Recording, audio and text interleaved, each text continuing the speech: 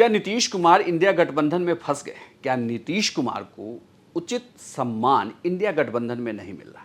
नमस्कार, मैं हूं इंद्र मोहन, आप देख रहे हैं बिहार तक। दरअसल G20 की जो बैठक हुई और उसके बाद एक डिनर पार्टी रखी गई थी जिसमें नीतीश कुमार भी गए और उस पार्टी की जब तस्वीरें सामने आई तो उसमें नीतीश कुमार और प्रधानमंत्री मोदी की जिस तरीके से मुलाकात हुई उसके बाद से ये सवाल उठने लगा।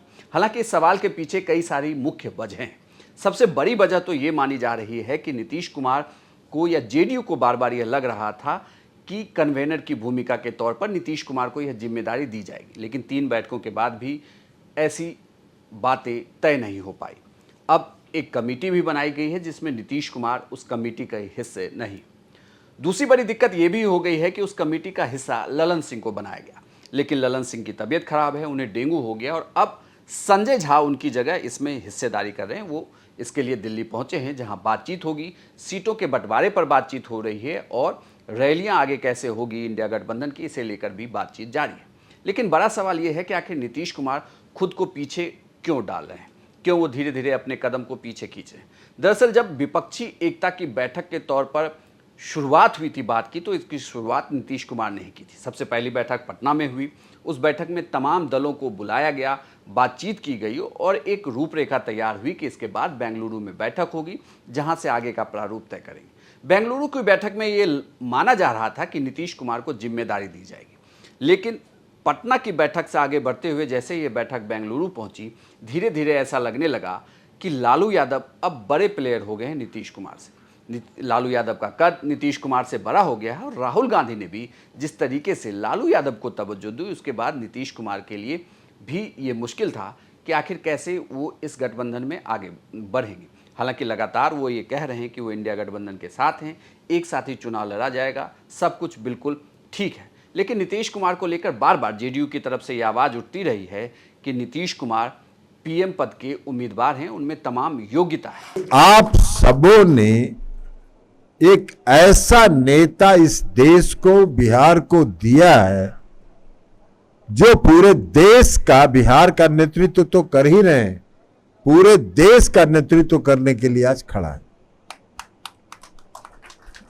यहां से विधायक भी रहे वो, 5 बार सांसद भी रहे और सिर्फ सांसद नहीं रहे, सांसद रहते हुए भारत सरकार में रेल मंत्री रहे, कृषि मंत्री रहे, भूतल परिवहन मंत्री रहे और इतने दिनों तक केंद्रीय सरकार में मंत्री रहने के बावजूद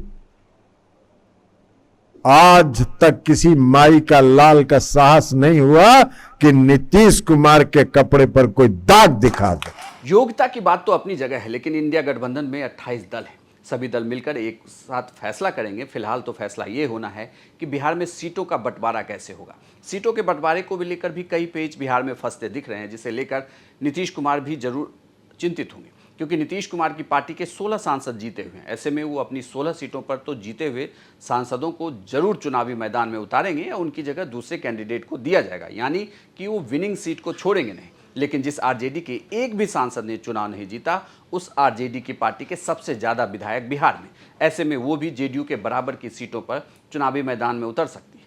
वहीं दूसरी ओर कांग्रेस ने और सीपीआई ने अपनी अपनी सीटों को लेकर बातें सामने रखी। सीपीआई ने जहां 4 से 5 सीटों की मांग की है, इसके लिए उसने पत्र लिखा है, तो वहीं कांग्रेस के नेता ने भी ये कहा है कि हाल के दिनों में बिहार में मजबूत हुए हैं और राहुल गांधी की भारत जोड़ो यात्रा से कांग्रेस के कार्यकर्ता ज़्यादा जुड़े हैं और वो बिहार में ज़्यादा एक्टिव हैं। ऐसे में 9 से 10 सीटों की उनकी भी मांग हो सकती है। 2019 में जितने सीटों पर वो चुनाव लड़े उतनी सीटें उन्हें दी जाएगी। इन तमाम चीज़ों को देखते हुए नीतीश कुमार के लिए मुश्किल जरूर होगी कि बिहार में सीटों का बंटवारा कैसे हो। फिलहाल सबसे बड़ी मुश्किल ये कि जब सीटों के बंटवारे के फॉर्मूले पर दिल्ली में मंथन चल रहा है, इस मंथन के बीच उनके सबसे बड़े सिपहसालार ललन सिंह बीमार हैं, डेंगू से उनका इलाज चल रहा है। उनकी जगह संजय झा बातचीत के लिए गए हैं। चूंकि ललन सिंह के लिए ये कहा जाता था कि अगर ललन सिंह बार्गेनिंग करेंगे तो उनकी बार्गेनिंग पावर ज़्यादा बेहतर है, वो ज़्यादा अच्छे तरीके से अपनी सीटों को रख पाएंगे और ज़्यादा अच्छे